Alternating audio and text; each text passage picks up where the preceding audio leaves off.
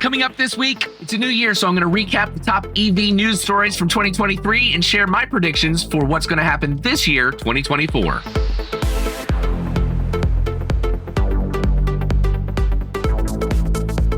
Well, hello, friends, and welcome to episode 175 of the EV Resource Podcast. I'm Zach Hurst, and each week I bring you the latest EV news, information, and interviews with industry experts.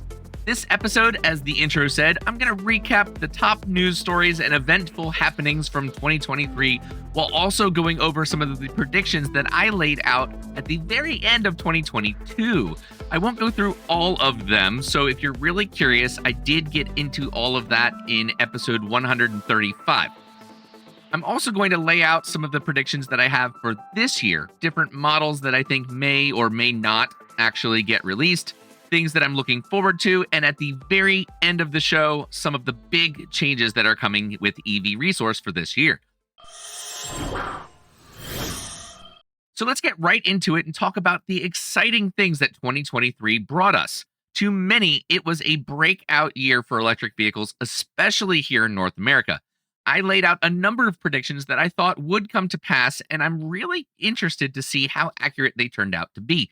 I have not gone back and listened to that episode in preparation for this, so as I'm putting it all together for this episode, I'm going to have very genuine reactions to the predictions that I had, and so we'll see how many of them I got right.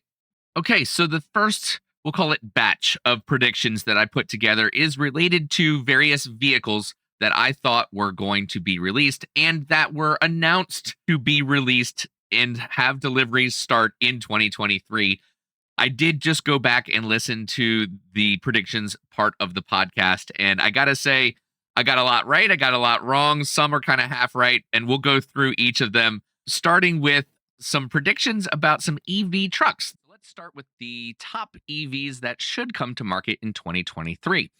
The first one, of course, that comes to mind is the long-awaited Tesla Cybertruck. Easily one of the most iconic vehicles that has ever been planned, and when these finally hit the streets, owners are sure to get more attention than even drivers of supercars. Tesla recently revealed that it is going to use the same megawatt charging capability and 1,000-volt architecture that they are using in the Tesla Semi, and I'm sure we can expect many other advancements that will make this vehicle a leader in the electric truck space. Well, that's interesting. Of course, the Cybertruck did start deliveries very late in 2023, and only a handful were released.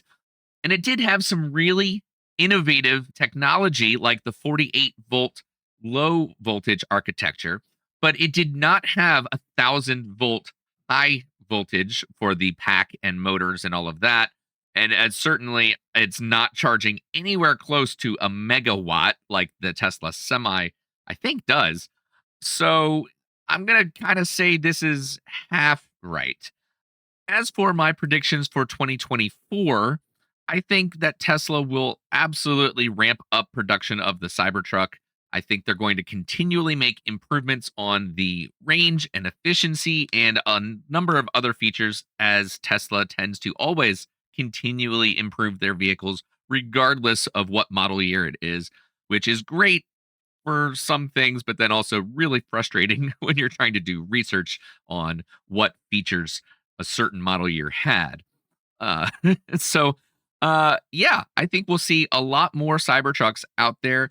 And one adjacent prediction that I have with the Cybertruck is that by the end of this year, I think a lot of us will get tired of seeing all of the videos and shorts and just the general news about the Cybertruck. I think it will become, I don't know if normal is the right word for the Cybertruck. Certainly that design will never be normal, but I think we're all going to kind of get over it a little bit, unless we're one of the ones that is signed up on the waiting list to get their own delivered. And in that case, certainly anticipation will still be fairly high. And the other EV pickup truck that was planned, scheduled, announced, supposed to be delivered in 2023 was the Chevy Silverado EV, which of course we know GM has had a lot of delays and production issues, and just they really are not getting things out there the way they, I'm sure, would like to, or certainly the way all of us expect them to. So here's a little bit about We the can also Silverado. expect to see the first deliveries of the Chevy Silverado EV pickup truck.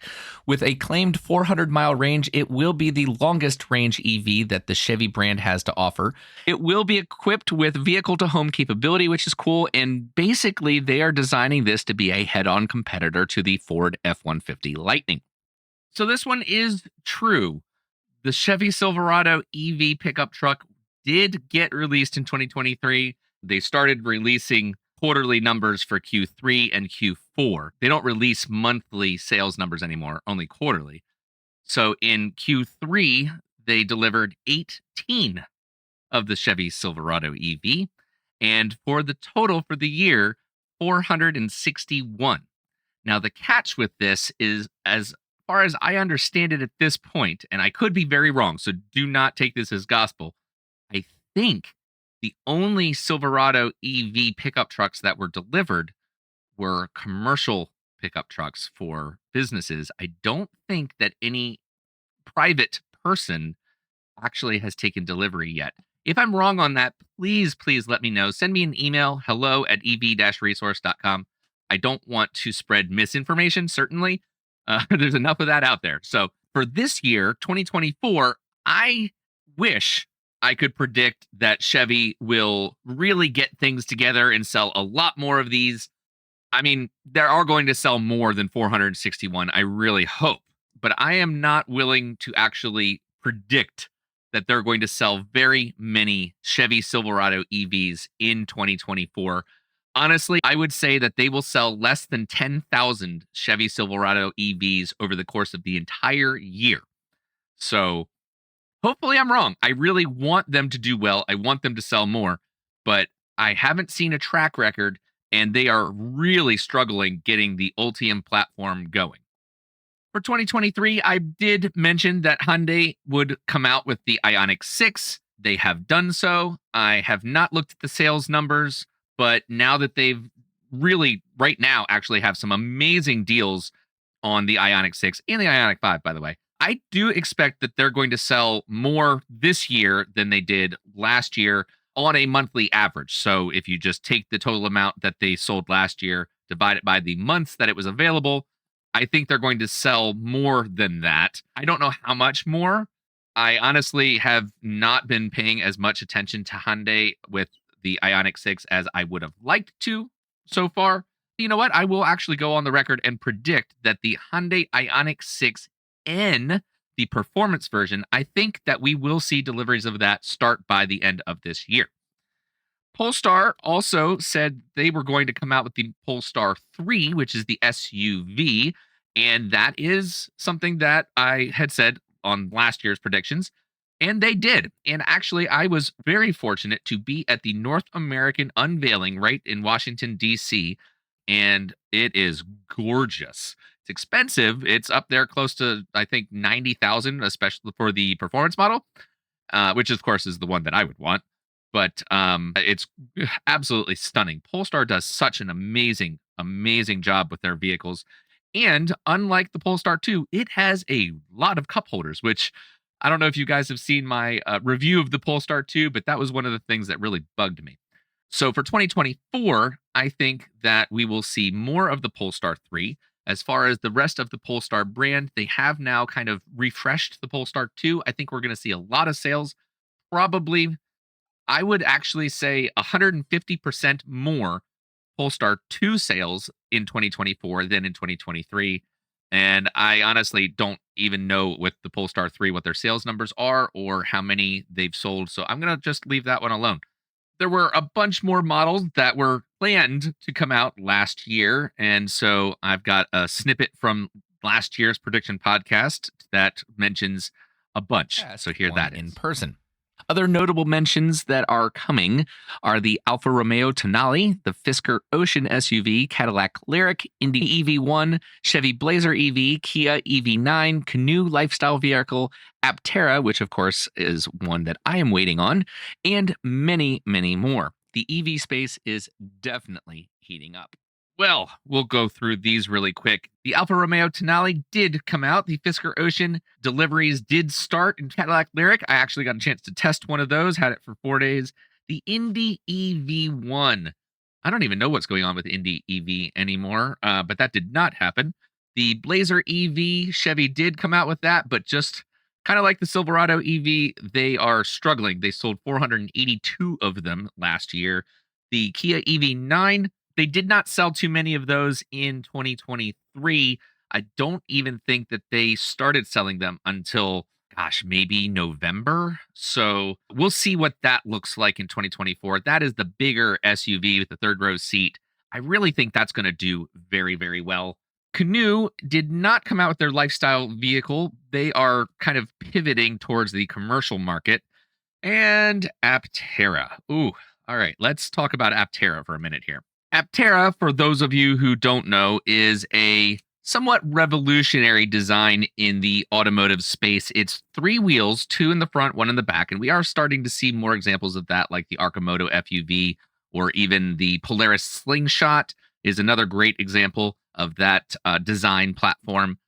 Aptera is doing things very, very differently from pretty much everything else that we've ever seen. They are going to make a solar EV. So you can choose to have a full covering over the top and the dashboard and the back window replaced with solar panels. They say that is good for up to 40 miles of range per day in ideal conditions. So even if you're not in ideal conditions, honestly, 20 miles, 30 maybe, 10, for some people like myself in right now, I don't drive a daily basis more than 10 miles usually. So that is great. I have one on order. I have had one on order for a very long time. Originally, they did say they were going to start deliveries in 2023. Then that got bumped to this year. Currently, if I log into my account, it says that I shouldn't expect a delivery until 2025, which I don't know if many of you remember. At the end of 2022, I sold my Chevy Spark EV to my brother John, bought a 2005 Scion XB, which is gas powered, but I bought it for $4,000. And like I said, I don't drive a lot, so I just needed something that would be reliable, that it doesn't matter what breaks on it, I can fix it in the backyard, no problem. So I did that because I didn't want to buy another brand new EV and have a payment while I was waiting for Aptera, thinking that I would have it delivered sometime in the spring of 2024, this year, maybe. Well, now it's looking like it'll be an additional year before I will get that. I do have a lot of confidence that they will end up bringing the new Aptera into production. They have a lot of great suppliers. They've been raising, I think, well over $100 million at this point. It's just going to take time.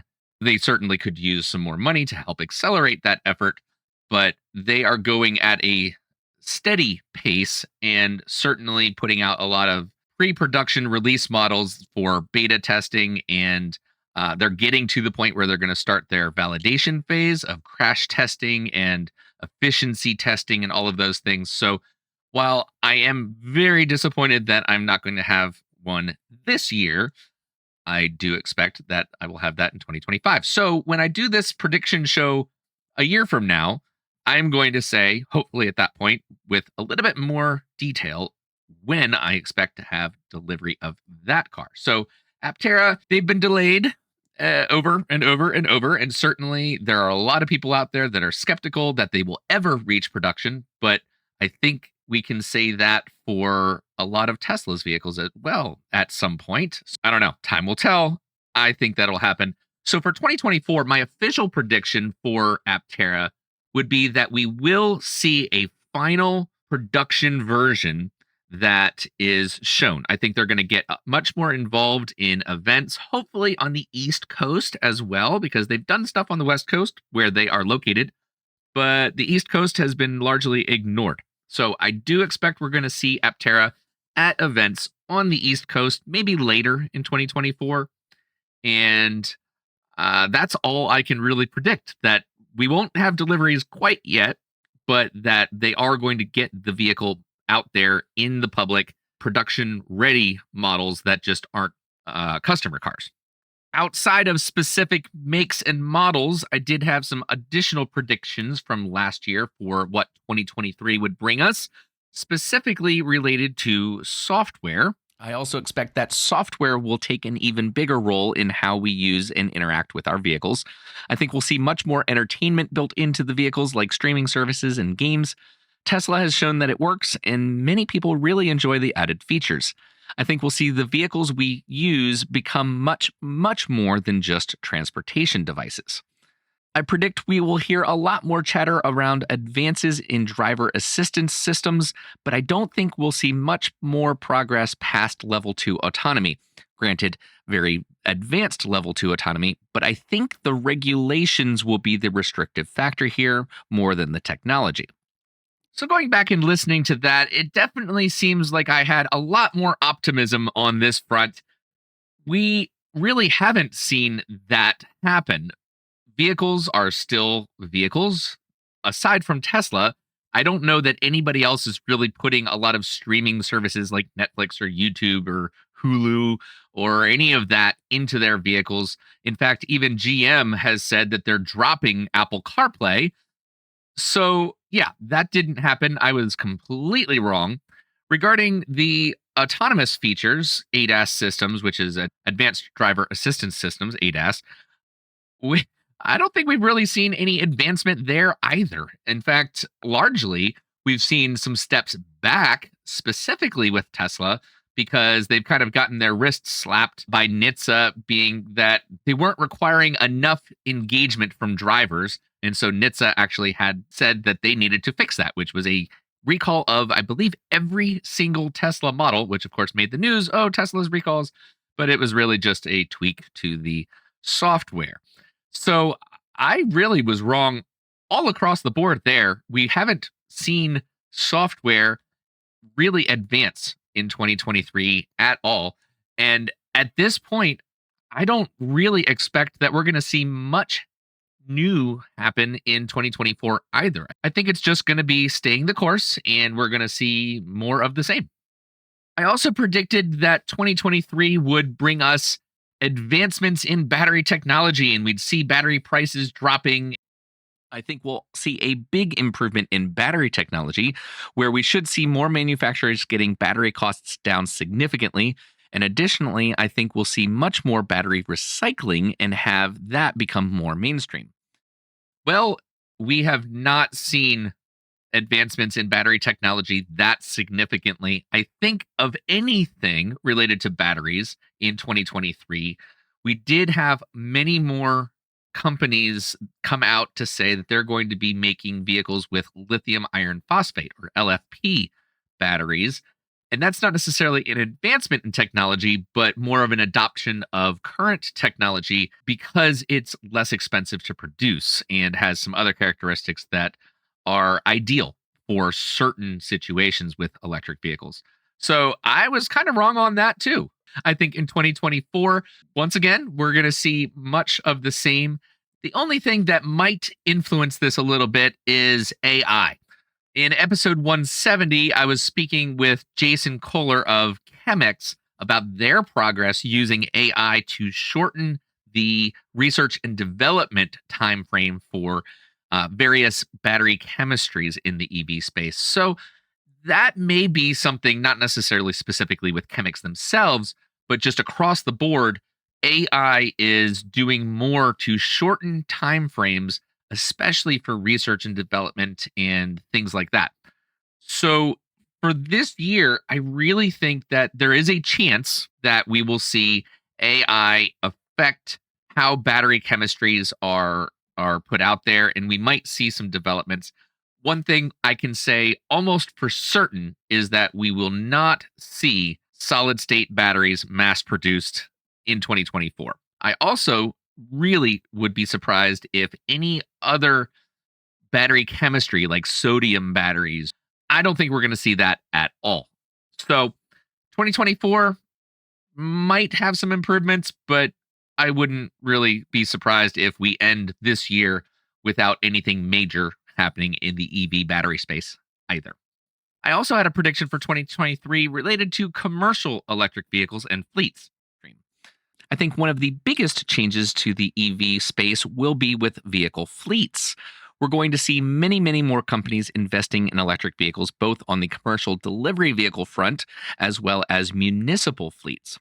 Last year, we had Walmart purchase a number of Ford e Transit delivery vans from, well, Ford. We had Domino's add a fleet of Chevy Bolt EV and EUVs. Hertz and a number of other car rental places added not only Teslas, but Polestars and Fords to their fleets of rental vehicles. In 2023, we saw the first electric fire truck start operating in the United States. And I think in 2024, we're going to see much more of that, as well as more adoption of F 150 Lightning and Chevy Silverado EVs and Cybertrucks for just the blue collar businesses, your plumbers, your construction workers, your laborers. But I also think we're going to see municipalities adopt more EV police vehicles and fire trucks, of course, but then also ambulances as well. So definitely one exciting space, and I look forward to keeping an eye on it. So, a prediction that I have for 2024 that I didn't say anything about on last year's prediction show is related to the EV charging infrastructure. That has been a major, major issue and concern over the course of the last year, more so than before, because we're seeing so many more EVs being adopted. There's more EVs on the road, and therefore more people are using public infrastructure that has shown to be extremely unreliable. There isn't enough infrastructure. So we're seeing fights happen at EV chargers. We're seeing, actually, I believe it was in the Denver area that somebody was shot and killed over a dispute at an EV charger. Things are definitely getting worse. Currently, I know Electrify America at the end of last year, the week between Christmas and New Year's, they, at least here in Richmond, shut down an 8 stall station, which there are not that many public fast chargers in and around the Richmond area. And that was a major one.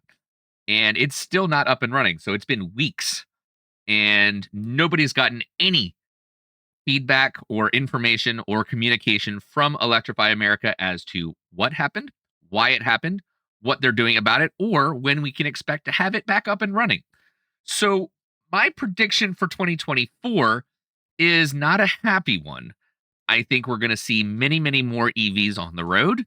Demand is going to be exponential, and we're not going to see the EV charging networks responding to meet that demand. There's going to be a significant deficit. And yes, I am considering that the Tesla supercharger network is opening up to electric vehicles of other makes and models with adapters, of course, not directly. The NACS or NACS connector is not going to be native on other makes and models until 2026. So there will be access to the Tesla supercharger network, and people are expecting that that's going to solve the problem. Well, I disagree with that. I think it's going to just clog up the supercharger network and cause issues for Tesla owners who are used to having exclusive access. And even when you account for Tesla's network, we still are so short of what is needed now when it comes to public infrastructure, not even accounting for the next couple years of growth in this space. So I hate to be like a Debbie Downer at the end of this part of the episode where I'm predicting things, but I don't see this happening in a good way.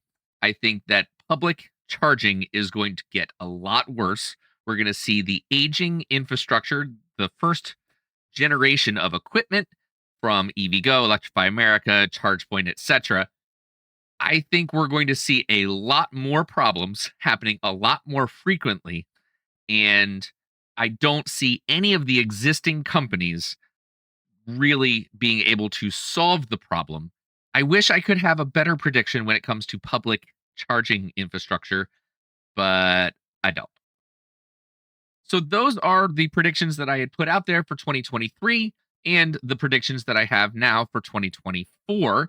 Before we get into covering just an overview of the top EV news stories from 2023, I'm going to take a quick break to mention Titan Auto and Tire. Before we get to the top news stories of last year for this episode of the podcast, I definitely want to thank Titan Auto and Tire in Central Virginia for their support and continuing their support for the 2024 year. Titan has some of the very few independent auto repair shops in Central Virginia that are qualified to work on EVs and hybrids, and from hybrids to Hummers, they fix everything. For more information and to schedule an appointment for your vehicle, go to titanautotire.com. Okay, so let's recap the top 5 news stories from 2023. These are going to be the biggest, most influential things that happened in the year in the world of EVs. And starting us off, we're going to talk about everybody switching to Tesla's connector, NACS, that Tesla named the North American Charging Standard before it was a real standard. And it is something that I've talked about a bunch of times previously, but I can't let 2023 go by without really mentioning this because it's easily the biggest news story. Basically, nearly every automaker has announced that they will be switching here in North America for their vehicles to have their Tesla connector, the NACS connector, installed natively on their vehicles. This means that they will have access to Tesla's supercharger network as a part of that deal, but also this means that every single public charging station out there is going to have at least one NACS available connector for future EVs to be able to use. They're not going to switch all of them over because then, of course, all the previous EVs that cannot use adapters will still need to use, well, CHAdeMO a little bit and the CCS connector. It started, believe it or not, with Aptera in November of 2022. I think it was November, saying that they were going to have Tesla's NACS connector native on the Aptera. Well, naturally, as I mentioned, Aptera doesn't exist in the real world yet in terms of vehicles that people can drive and own themselves yet. So the big attention came when Ford announced that they were going to adopt this. CEO Jim Farley, I believe it was in May of 2023, made an announcement that they were going to partner with Tesla to have supercharger access in 2024, 2025 with adapters, and in 2026 start to have the NACS port native on their vehicles.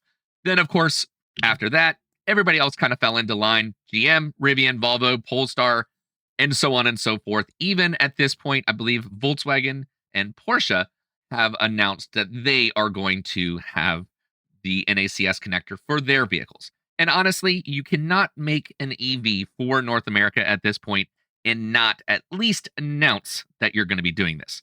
So there is no doubt in my mind, top news story of 2023 is everybody jumping on board, partnering with Tesla to make this happen. The Standards Committee, CHARN, have announced that NACS is going to be a standard. It is currently in review and working through that process. And I know a lot of the cable manufacturers and charging equipment manufacturers are going through UL certification for the Tesla connector. So NACS, it is appropriately named after all. I would say the second news story is that prices of EVs are starting to come down. And this is an important news event, if you will, or just really one of the most important things that happened in 2023, because it makes EVs more accessible. And even now, as I'm talking about this, Tesla has been leading the way in this front as well, slashing prices on the Model S Plaid, Model X Plaid, the long range of both of those, as well as the Model Y and Model 3. We're almost seeing pricing down as low as it's ever been. I know there are exceptions to that, but across the board, because Tesla has kind of been pushing that, the rest of the industry, in order to stay competitive, has to have significant price cuts as well. I mentioned earlier that the Hyundai Ioniq 5 and 6 currently right now have amazing deals. This is where we're going. EVs are becoming more and more affordable, and hopefully things will continue to stay that way. The third, I would say, is probably going back to software because we're seeing delays and major issues related to software in cars. The Volkswagen Group, of course, originally the ID4 was delayed significantly because they couldn't get the software to work right. And in 2023, the Chevy Blazer EV, had some major issues with software that slowed down and even prevented deliveries.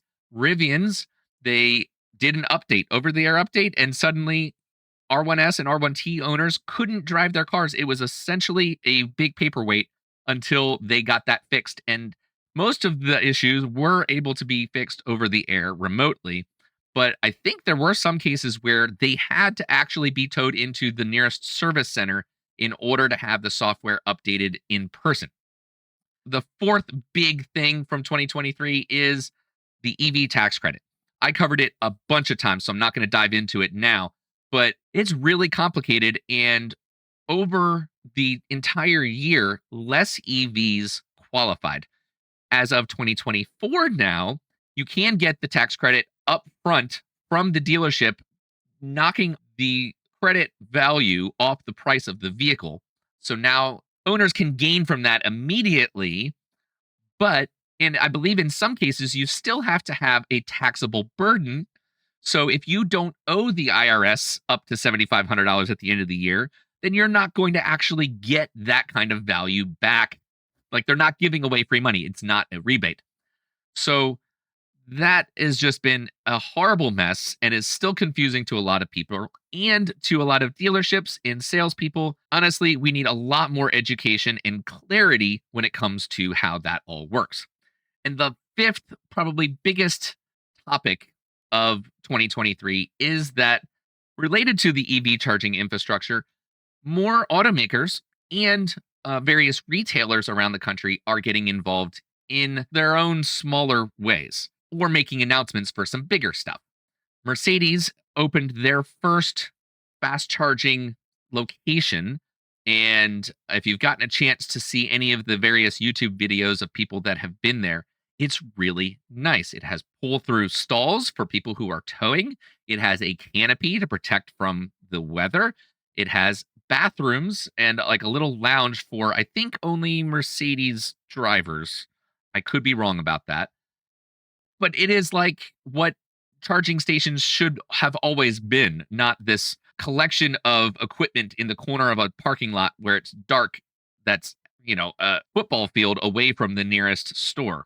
So Mercedes did Pilot, and GM along with EVgo had a partnership where GM provided the funding to purchase chargers, and EVgo and Pilot have put together a program where EVgo is going to build out charging network at Pilot and Flying J stations across the country.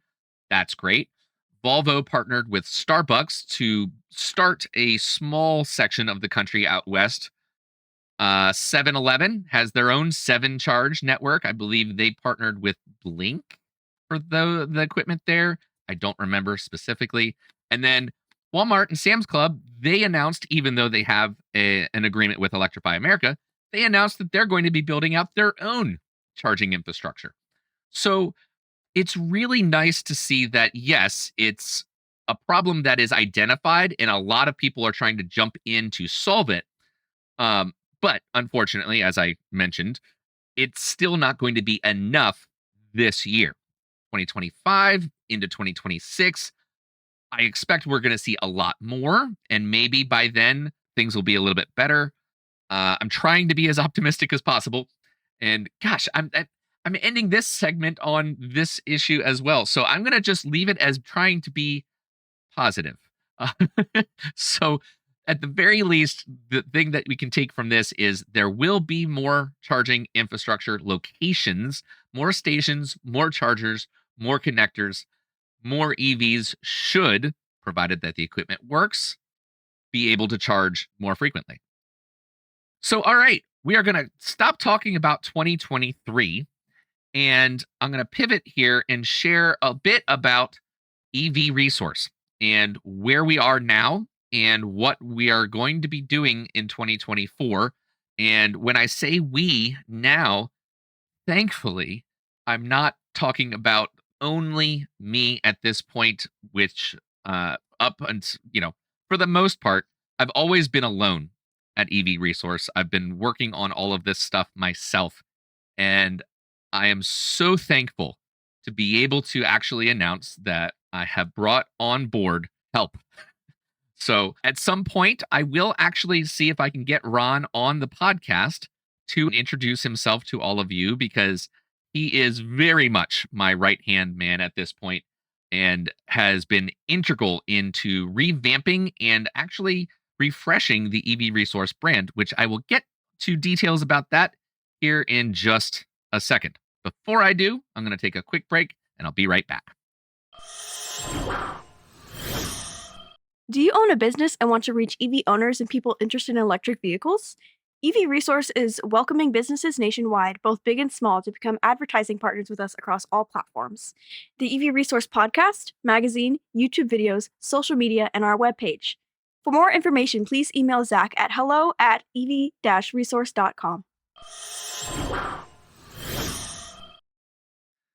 So, starting here in 2024, EV Resource has a refreshed brand and a renewed focus on identifying the things that really matter, as well as the things that are going to make the biggest impact towards the mission of accelerating the adoption of electric vehicles, getting more butts in seats, more EVs on the road, right? So, we have a new logo, which you may or may not have seen. If you look at that kind of thing on the podcast app that you're listening to or on YouTube, you'll see that.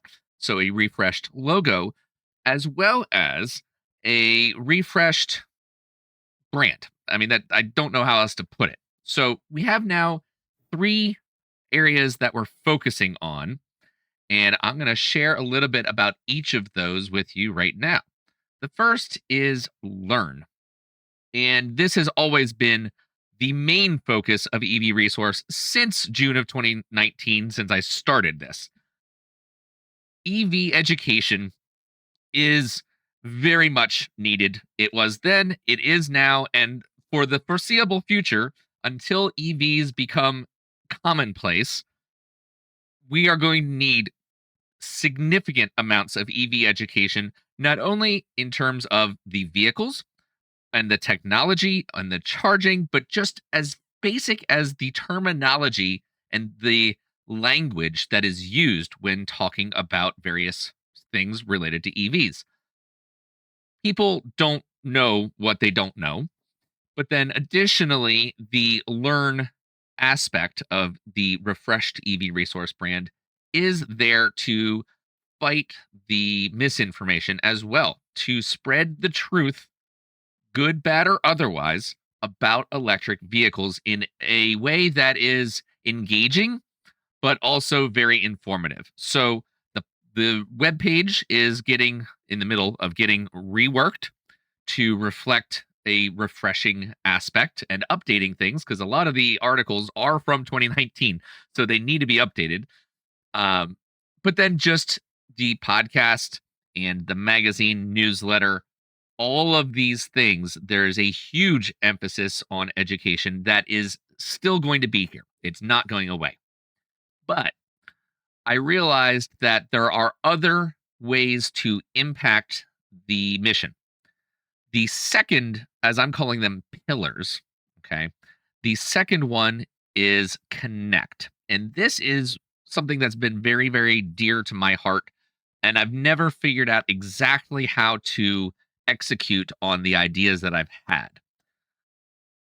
I want to grow the community around electric vehicles, specifically here in Virginia, because that's where I am. So it's much easier to do that in terms of in person.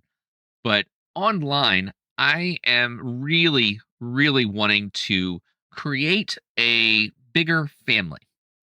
EV Resource is going to, as the year progresses, have a Facebook group, kind of like a forum where we can engage in a community and various topics talking about specific electric vehicles or charging or whatever.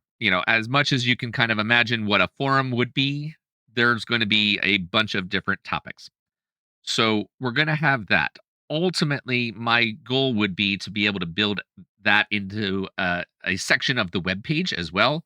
I don't know how to do that right now as I'm saying this. So Facebook group, and as soon as I figure out Discord a little bit more, I'm going to have a Discord server and a Reddit or subreddit, which I don't know much about Reddit either. So I'm relying a lot on Ron and learning new things to be able to expand this. And then the third pillar is experience. And this is something that is going to be much more in person. For the last 3 years already, I've put on the Electric Vehicle Festival here in Virginia at Dominion Raceway. I've talked about it a couple times on the podcast, but in addition, but I really want to do more to give non EV owners a chance to experience these vehicles. As many of you probably know, the way to sell an EV is to get somebody to drive it or ride in it. That experience is life changing for so many people.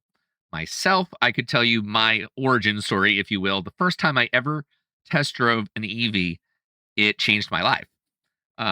So that's something that's very important. And I recognize that I just didn't feel like I was doing enough in that space. One event a year just isn't good enough. So I am working with local partners to build out a ride and drive series of events.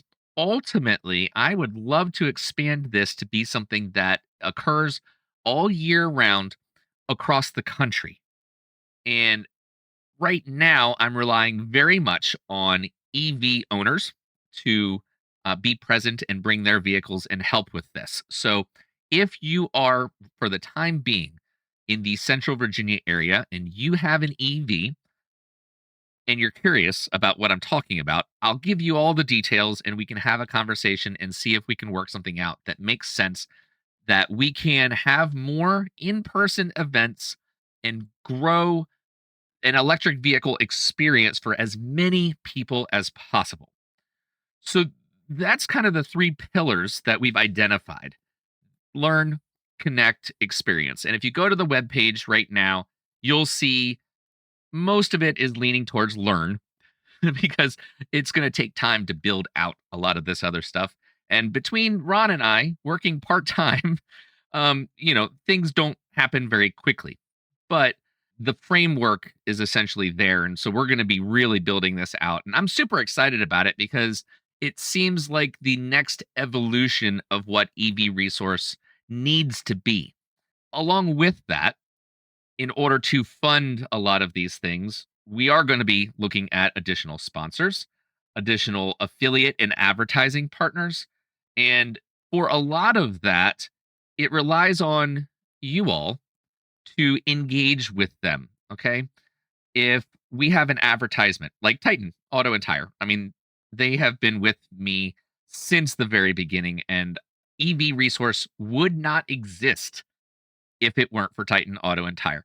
And those of you who do live in the Central Virginia area and have had the opportunity to take your vehicles to them, I can't thank you enough for supporting them because they have been supporting me so much. But I'm also looking for as much support for the other affiliate connections and advertising partners that I have, because that just allows them to support EV Resource. And therefore, we can get to a point where I can bring on additional people. Bringing on Ron has been transformational, and it's only been really not even 6 months, gosh, 4 months now that he and I have been working and talking almost every single day for a little bit to work on growing this and expanding it we're going to need more help. But in order to afford to pay people, I'm going to need more support from external sources, just the way that it's going to have to work. And I'm not going to ask you directly for money because, well, your businesses have more money to give than people do. But what I do ask of you guys is to support them. Because if you are going to need new tires, well, I have affiliate connections with Tire Rack and Goodyear. Discount Tire is a store where you can actually, I think Tire Rack owns them. You can order tires off of tirerack.com through the affiliate link that I have, and then get them installed at Discount Tire. So the things that you need or want anyway, I should have a lot of it. But if you don't see that I have a connection with an affiliate or an advertiser that provides whatever product or service you're looking for, let me know and I'll reach out to them and try to work out an arrangement where I can offer that. OMU lithium batteries is another big one. They are the best 12-volt batteries on the market. They last longer than lead acid 12-volt batteries. They perform way better.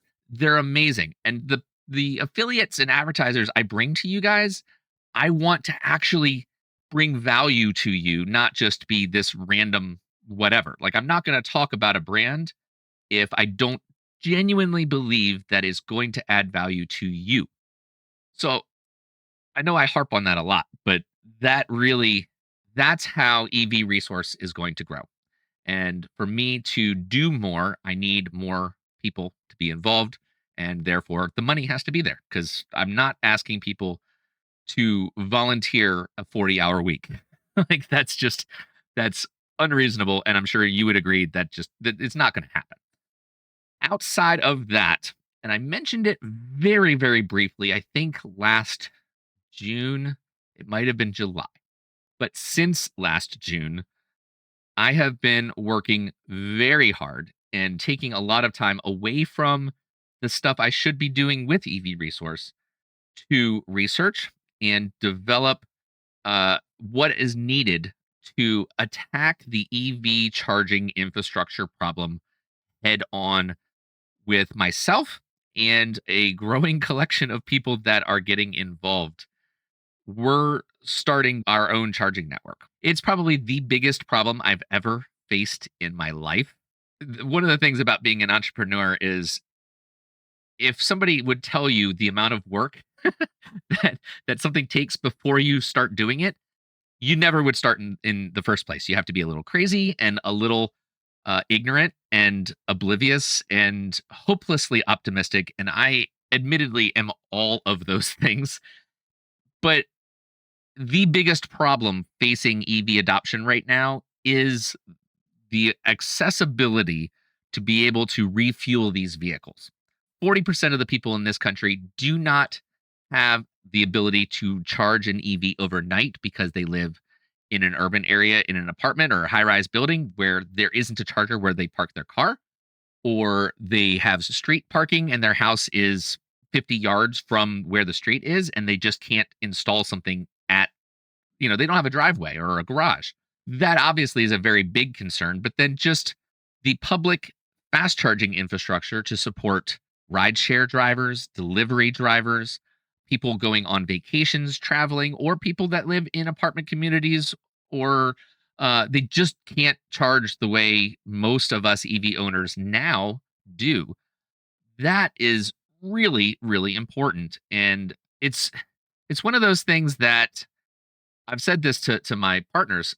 I cannot live the rest of my life without doing everything I can to tackle this problem and solve it. And I might fail. Failure is always going to be there, but that's not the end of any process. That's just a step along the way. You have to fail fast, learn from it, adjust very, very quickly, and then grow and apply whatever's learned. So there's been a lot of that over the last 9 months, I can assure you. But this is something that I believe in so strongly. So if you're hearing this and you go, I really want to help solve EV charging and I want to benefit from it, email me at hello@ev-resource.com and put EV charging in all caps in the subject line. So that's 2024 with EV Resource. It's a lot. And it blows my mind that, I'm trying to do events and the webpage and the podcast newsletter magazine, EV charging network, and all the while have a family and a full-time job. I don't know how I'm able to get it all done, aside from the fact that I have an amazing, amazing group of people that I'm surrounded with. That while you all do not on a day-to-day basis do the work here for me, I could never, ever hope to be successful with any of this if it weren't for you. And I'm so, so grateful that you even listen to the podcast or watch the YouTube videos or sign up with your email to get the newsletter and magazine, because all of those actions do help. So when I say thank you, I, I really mean it from the bottom of my heart. So enough of that. I don't know how long I've been saying all of this here. Let me thank the Patreon supporters, because they are directly giving small amounts of money, and maybe ultimately that's the direction I will go, to use that platform to help with all of this other stuff. I don't know. But those people, especially those that have been doing that for years, it's a small amount, but a small amount from a large amount of people adds up. And ultimately, that may be the way that I am able to transition to working in the EV space full time and give this 100% of my professional attention. So at the director tier, I want to thank Rajiv Narayan and Andy Cooper. At the executive producer tier, Christopher Lawrence. And I definitely want to thank the rest of the Patreon supporters at the producer tier and the non-tiered custom amounts, because it does make a difference. It means a lot. It really, really means a lot. And it's not mandatory. I'm always going to keep the podcast free. But it's that support that makes that possible. So certainly I would encourage you all to thank the Patreon members as well, because if I didn't have that coming in, if I didn't have Titan Auto and Tire with their support and the revenue from like YouTube ads, I couldn't do this if I had to pay out of pocket to do it myself. I'm just not a rich person. I don't have the financial freedom and flexibility to be able to do that. So definitely, if you can, thank a friend who is supporting EV Resource via Patreon. If you are considering providing that support to not only now my efforts, but also to Ron, and hopefully over the course of this year, we can bring on 1 or 2 or 3 other people, then I definitely would encourage you to go to patreon.com/EV Resource. Check out the various tiers. I am going to rework the tiers and the benefits that each tier, the members of those tiers get.